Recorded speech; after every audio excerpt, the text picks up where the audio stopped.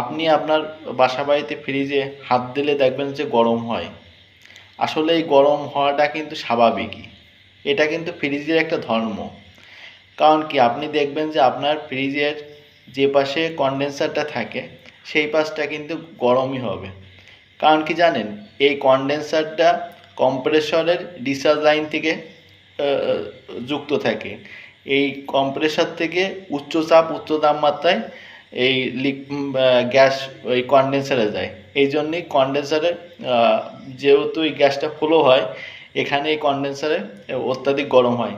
তাই আপনাদের যে বাসাবাড়িতে ফ্রিজে যে ইসি ফ্রিজে যে সাইডে যে কনডেন্সার আছে সেই সাইডে হাত দিলে গরম হবে পাবেন, অনুভব করবেন, এটাই স্বাভাবিক।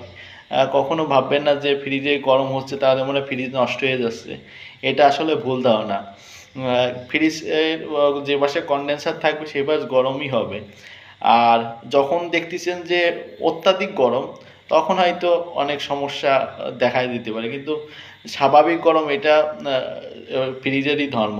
আশা করি বুঝতে পারছেন যে ফ্রিজের কী জন্য গরম থাকে দুই পাশ। ভালো থাকেন, সবাই সুস্থ থাকেন।